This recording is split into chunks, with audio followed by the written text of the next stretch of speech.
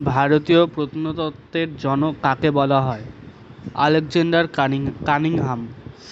প্রাচীন ভারতের ইতিহাসের উপাদানগুলি কয়টি ভাগে বিভক্ত? দুটি। প্রাচীন ভারতের ইতিহাসের উপাদান দুটি ভাগ, এগুলো হলো সাহিত্যিক উপাদান ও প্রত্নতান্ত্রিক উপাদান। সাহিত্যিক উপাদানকে কয়টি ভাগে ভাগ করা হয়? দুটি। সাহিত্যিক উপাদানের ভাগগুলি হলো দেশীয় সাহিত্য ও বিদেশি সাহিত্য। প্রত্নতান্ত্রিক উপাদানগুলি হলো লিপি, মুদ্রা, স্থাপত্য ও ভাস্কর্য। সাহিত্যিক উপাদানের ভাগ হিসাবে দেশীয় সাহিত্য হলো ধর্মশাস্ত্র, বৈদিক সাহিত্য ও মহাকাব্য। সাহিত্যিক উপাদানের ভাগ হিসাবে বিদেশি সাহিত্য হলো বিভিন্ন পর্যটকদের বিবরণী ও বিভিন্ন বিদেশি সাহিত্য। ভূগর্ভে খননকার্যের ফলে সভ্যতার ধ্বংসাবশেষের যে নিদর্শন পাওয়া যায় তার ইতিহাস রচনার উপাদানকে প্রত্নতান্ত্রিক উপাদান বলা হয়।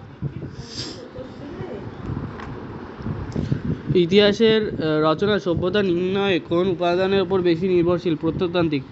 প্রাচীন ভারতের ইতিহাসের উপাদান হিসাবে তাম্রলিপির অবদান কোনটি? রাজবংশীর বিবরণের পাওয়া যায় এবং রাজার নামের বিবরণও পাওয়া যায় এবং রাজ্যকাল সীমার বিবরণও পাওয়া যায়। ভারতের দুজন প্রখ্যাত প্রত্নতত্ত্ববিদের নাম রাখাল দাস বন্দ্যোপাধ্যায় ও দয়ারাম সাহানি। রাখাল দাস বন্দ্যোপাধ্যায় ও দয়ারাম সাহানি বিখ্যাত কারণ একজন মহেঞ্জোদারো সভ্যতা আবিষ্কারের জন্য আর একজন হরপ্পা সভ্যতা আবিষ্কারের জন্য। এলাহাবাদ প্রশস্তির কার বর্ণনা? হরিসেনের। হরপ্পা ও মহেঞ্জোদারোতে যখন প্রত্নতান্ত্রিক খনন কার্য চালানো হয় তখন আর্কিওলজিক্যাল সার্ভে অফ ইন্ডিয়ার প্রধান কে ছিলেন? Alexander Cunningham. এলাহাবাদ প্রশস্তিতে কার কীর্তি বর্ণিত আছে? সমুদ্রগুপ্তের। অর্থশাস্ত্রের রচয়িতা কে? কৌটিল্য। অমুক্তমাল্যদা কে লিখেছেন? কৃষ্ণদেব রায়। রামায়ণ কয়টি কাণ্ডে সমাপ্ত হয়েছে? 7টি।